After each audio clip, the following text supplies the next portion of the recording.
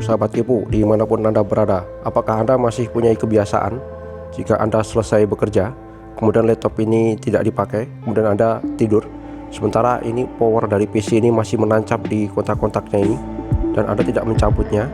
Atau jika Anda menggunakan kontak-kontak yang seperti ini tidak mematikan saklar, maka akan terjadi kebocoran.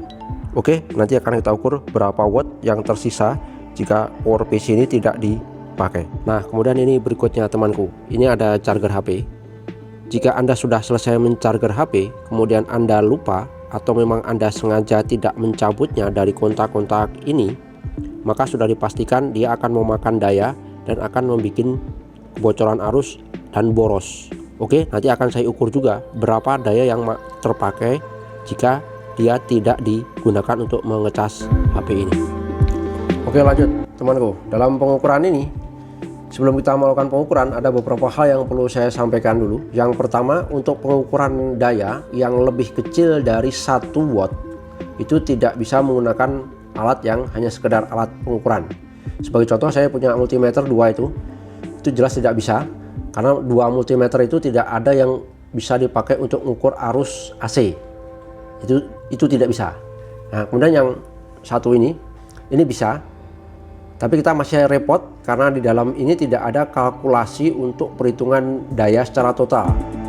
Ya, itu tidak bisa. Jadi kita harus menghitung. Sudah ketemu arus, baru dikalikan tegangan dan seterusnya. Itu akan rumit. Nah, yang sudah ada di pasaran biasanya kita pakai alat ini. Ya, ini namanya power daya yang biasa dijual di pasaran dan harganya cukup terjangkau. Akan kita coba untuk pengukuran apakah dia bisa mendeteksi jika tidak diberi beban, khususnya untuk daya yang di bawah 1 watt. Nah, di sini ada daya, kemudian ada cost ya, perhitungan lainnya. Dan ini saya coba untuk ini dayanya tidak keluar. Ini KWH-nya apalagi. Ini tegangan keluar, frekuensi keluar. Arusnya juga tidak keluar. Artinya apa? Alat ini tidak bisa mendeteksi keluaran ataupun arus yang diambil oleh power PC ini jika di bawah 1 watt. Oke, sekarang untuk yang HP ya, saya masukkan tanpa diberi beban. Ya, apakah dia mendeteksi? Kemudian arusnya bagaimana? Saya lihat. Arusnya juga tidak terdeteksi.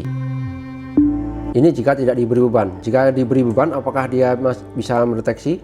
Dan saya coba saya beri beban. Oke, kalau diberi beban dia ada arusnya. Jadi ini bekerja. Ya, alat ini bekerja. Arusnya ada sekitar 16 mA ya, 16. Untuk dayanya ada 1,5. Ya, dayanya ada 1,5. Jadi kalau diberi beban, tapi kalau tidak diberi beban, ya kemungkinan akan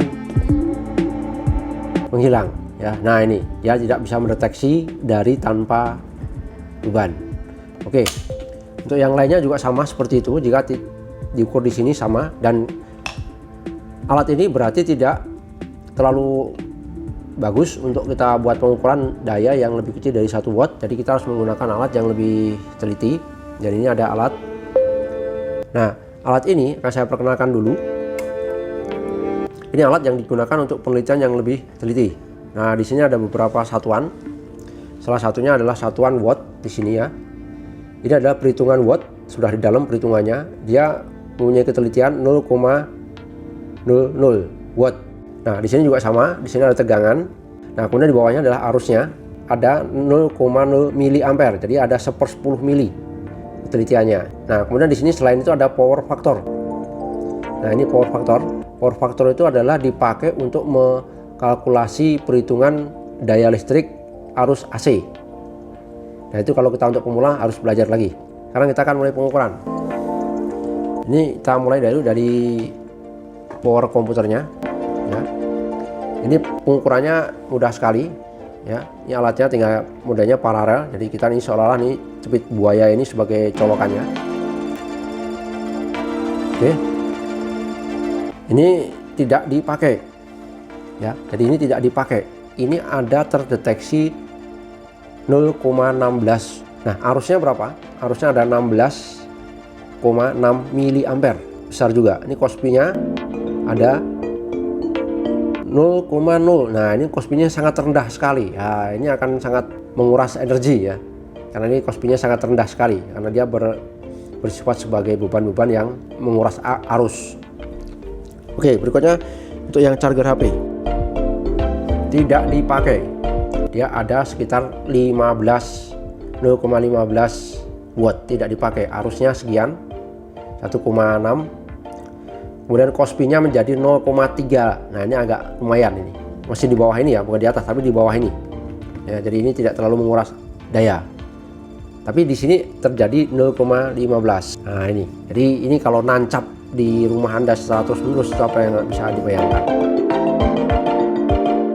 Kemudian yang berikutnya, ini saya punya yang namanya outlet yang sering dipakai untuk mencarger HP tapi di dinding atau di almari atau di meja atau di mana. Ya, untuk di hotel-hotel pasti ada di sini. Nah, jika rumah Anda belum ada bisa dipasang. Tapi ya itu, kita akan boros. Kita akan coba ukur dalam kondisi tidak dipakai dan dia ada misalnya tertempel di dinding. Ya, tertempel di dinding. Nah, ini makan daya berapa? 0,17 sama dengan yang charger HP ini ya. Oke, itu. Jadi outlet ini kalau dia dipasang di dalam tembok atau dipasang di dalam meja belajar atau meja kerja dan dia nempel di situ terus, dipakai tidak dipakai, dia akan tetap mengkonsumsi arus ya, dan dia berarti mengadakan perhitungan daya. Nah, di sini ada daya yang diambil di PLN itu. Akhirnya apa? Rumah-rumah yang bergaya modern dengan banyak peralatan elektronik seperti sesuatu yang standby begitu, dia akan menyerap banyak arus. Fasilitas memang harus dibayar dengan mahal. Oke, jadi kalau memang ada seperti itu, kita harus tahu apa yang harus kita lakukan. Cabut ini ya, dan jangan ditancapkan terus-menerus jika tidak dipakai. Nah, coba saya bayangkan, kalau seandainya ada teledor di kamar 1, kamar 2, kamar 3 ada hanya nyarger HP semua dan semuanya sudah selesai tapi tidak dimatikan, kan kita ukur dayanya berapa semuanya. Ini akan saya coba saya on-kan saklarnya. Tiga-tiganya terpasang. Nah, ada sekitar 70-an, 0,70 watt. Berarti 1 watt kurang 30. Nah, ini. Seandainya ini banyak menancap di rumah Anda dan itu terus-menerus tanpa Anda cabut, ya, tanpa Anda cabut begitu, ini akan menyebabkan kerugian yang sangat besar di daya listrik Anda.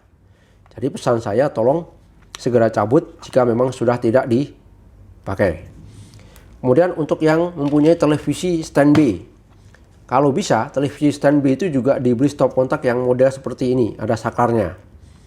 Sehingga dengan mematikan saklar seperti ini, semuanya akan sudah mati, termasuk televisi Anda yang standby. Memang untuk fasilitas ada penebusnya, ya. Anda tidak perlu susah-susah repot, hanya tinggal pegang remote, televisi nyala. Akan tapi itu ditebus dengan daya yang harus Anda bayar. Oke, itulah teman-temanku. Semoga tip ini bisa bermanfaat dan Anda bisa mengambil kesimpulan bagaimana dan apa yang harus Anda lakukan jika Anda ingin menghemat listrik 100% di rumah Anda tanpa Anda harus menggunakan alat apapun, tanpa Anda harus merangkai alat apapun sehingga Anda tidak berbahaya dan tidak terkena sesuatu dari yang namanya bahaya listrik. Oke, selamat berkarya dan salam sehat selalu.